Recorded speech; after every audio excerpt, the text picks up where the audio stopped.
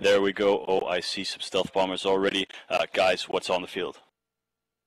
Indeed, more stealth bombers for Uncle Soundwave. We have Pitch Black Legion versus the Kadeshi, and you're listening to Verone and Brianna Tempest. Well, for Pitch Black Legion, we have fielded a Slipnir, Daredevil, a Ferox, 3 Manticores, a Basilisk, and 3 Rooks. And for the Kadeshi, we have Loki, 2 Tengus, a Claymore, a Dremio, a Thrasher, 3 Hounds, and a Scimitar. Again, I'm expecting a lot of stealth bomber damage from the start here. We're just waiting for the countdown in local from CCP Claw. He's given us the 1 minute, but he hasn't yet given us the 10 seconds. Brianna, who's your money on? I think this is a very evenly matched team. The Kadeshi do have 3, Tech 3 ships, and while the other team has a lot of jamming power, if the DPS can actually the jamming power immediately with their stealth bombers and their Tech 3 ships, it might be, it might turn the tide for them.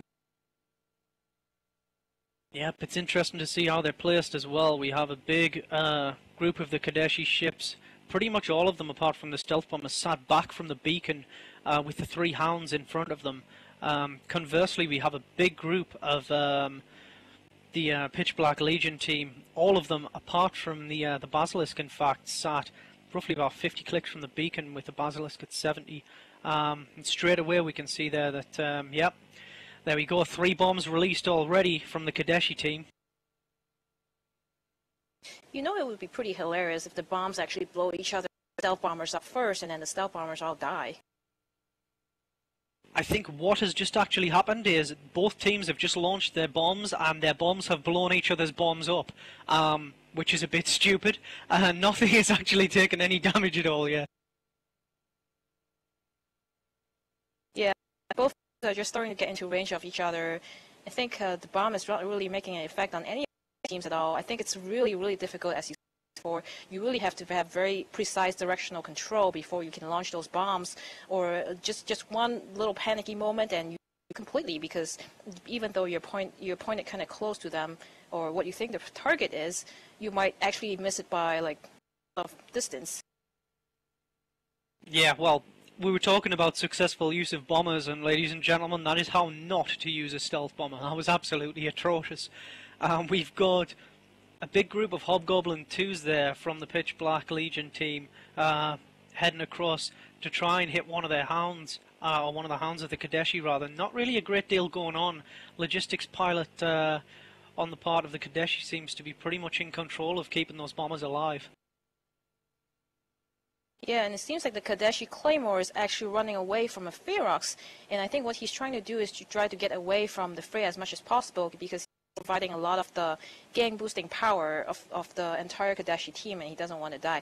And as we see, one of the Rooks from the Pitch team is actually starting to bleed into structure, although he's being wrapped up, his shield is being quickly wrapped up to about 80% and 30% shield, and you can see here that being a logistic pilot is really not easy. You got to be on the ball all the time. Yeah, but as you were speaking there, first blood of the match does go to Pitch Black Legion. They've just dropped a Thrasher from the Kadeshi's team. That Rook looking like he's in a little bit of trouble, but the Basilisk pilot from Pitch Black Legion there really keeping him alive, doing a good job of it. We've got a Hound as well from the Kadeshi team deep in the structure, and he's down and out. Yeah, and the Rook is actually being with full shields now, so it seems that for now they're actually being able to keep their jams on the other team, and it's a real big disadvantage if you're being jammed, because you're unable to target anything, and it doesn't do you any good if your torpedoes can't even fire from your launch. Yeah, we can see there as well that Pitch Black Legion are using a hell of a lot of light shield maintenance bots as well. They have a huge blob of light shield maintenance bots sat around their Basilisk, just trying to keep him alive in case anyone decides that they want to primary him. Not really a great deal of damage going on between any of the teams right now. Both logistics pilots really working overtime to keep to negate as much DPS as possible. And just as I speak there, we have the Basilisk pilot of Pitch Black Legion taking heavy shield damage. Yeah, it seems like he's being targeted and being primaried actually, and it's actually a wise choice from the other team because the logistic pilot actually provide a lot of the tanking power of an entire team, and if you can take him down to just blow him smithereens, just like what they're trying to do right now, you can actually make a huge, you can actually determine the outcome of your match because even if you have a lot of jamming power, it's only a matter of time till you can actually regain lock and kill them again.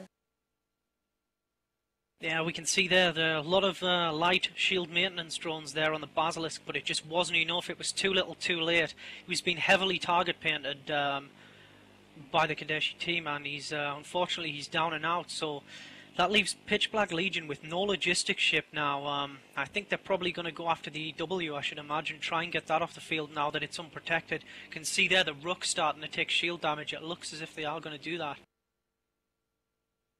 Yeah, I mean, Kadeshi really have to try to bring those rooks down in a hurry because if not, they still have enough jamming power to take out the Scimitar because you can actually jam a logistic pilot and he won't be able to do anything for his teammates. And as we say here, one of the rooks blew up. And the Scimitar from the Kadeshi is actually starting to take some heavy shield damage. He's going to in about, he's almost an entire shield gone, and he's actually going to explode right now. Oh, this evens things out a little bit. Both of the logistics ships down for both teams. It's yeah, it has leveled the playing field slightly, but I think that Pitch Black Legion is still in trouble. You know, they've lost 2 of their rooks now. It's really not looking good for these guys.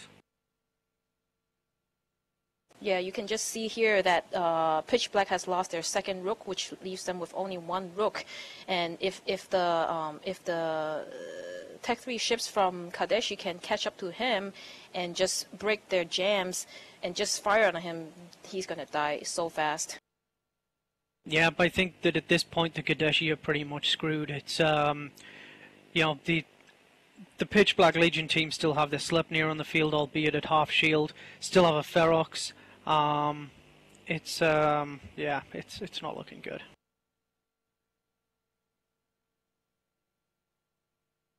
And as more explosions happen, we can see that the Kadeshi is starting to shift their focus onto the remaining rook. He's in about 50% shield, and I can see that he's not really taking too much damage right now. He pretty much, I think he probably has a jam on those 3 ships there. But we do see some of the other Manticore from the Pitch Black team starting to take heavy shield damage and starting to bleed armor, and that's never good for a shield tank ship. Yeah, I mean it has given the start when all the bombs went off and destroyed each other. It's been a pretty close fight since. I mean, we have 2 Tengus and a Claymore left on the field for the Kadeshi, and for Pitch Black Legion we have a Sleipnir, a Daredevil, Ferox, and 2 Manticores left there.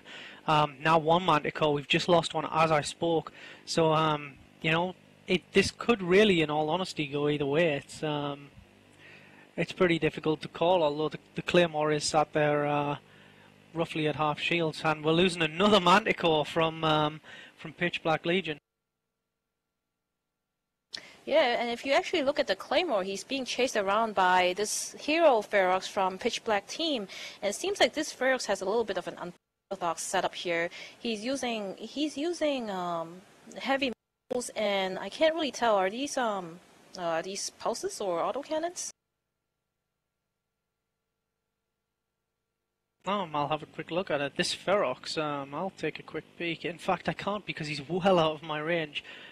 These guys are mortaring quite heavily, in fact, given the class of ships. I can't understand why this Claymore pilot's running away from a Ferox so severely. You know, I certainly wouldn't be.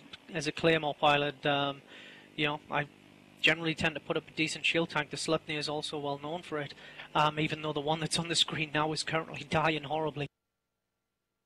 Yeah, it seems like the tide is starting to turn for Kadeshi, and they might actually pull through if they can get the remaining Ferox and Daredevil down, which should not be a problem. But who knows if the Daredevil is going to try to pull a hero move again.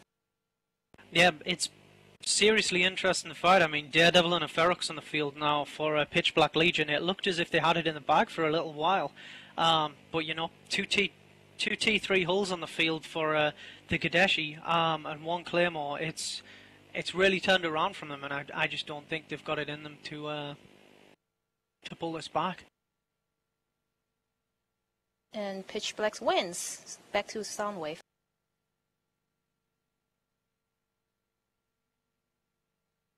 Oh, we still have a Ferox on the field. We still have one ship on the field there. Still a Ferox on the field for Pitch Black Legion. Oh, I'm sorry, I missed the Ferox. He was actually hit behind some letters that's on my screen. But he's actually motoring pretty heavily right now, and he's still chasing after that Claymore. Yeah, Claymore pilot sat there at roughly 50% shields. We've got one of the Tengus deep in the bottom end of his shields. He looks like he's roughly around his peak recharge rate. We can see there the Ferox, the only ship left, the Ferox for Pitch Black Legion, taking heavy shield damage. Doesn't look like this match is going to go on much longer, and it looks as if the Kadeshi are going to take this. I was really surprised because you know, it looked as if it could go either way initially, with the screw up from both teams with the bombs. Then stealth bombers dropping left, right, and centre. It was an unpredictable match to call, but definitely looks like it's swinging for the Kadeshi now. Yeah, it's the Ferox starts to drop into armor because it's a Caldari ship. It's going to drop extremely quickly, and he's already starting to bleed into structure, so it's only a matter of seconds until he blows up. Yep, just waiting for those last couple of volleys now from the Kadeshi team to lay waste to this Ferox, and then pretty much the match is over for them. He's still a little bit of life left, and I'm starting to see no missiles from the other team. I wonder what could be happening.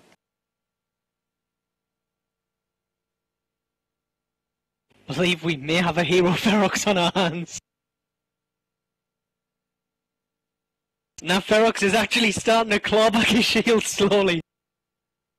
He is, but I think the Kadeshi is just trying to loot the field before killing the Ferox because they know it's only a matter of minutes. Even if his entire shield recharges, it's only a matter of minutes till the Tengus and the the Tengus and the Claymore catches up to him.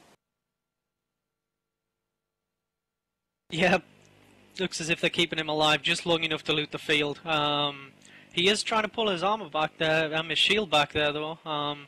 He's deft up, and there he goes. He is down and out. And, well, the Kadeshi take not a convincing win, but a win nonetheless. Back to Soundwave. That was certainly a match that went back and forth a little bit. The Kadeshi taking it in the end. We still have 3 matches left this evening, so don't go anywhere. Our next match at 2000 hours Eve is Ulta Capella versus Silver Twilight Express. That is one of 3 matches we have left. We're going to take a quick 5-minute break, and we'll be right back.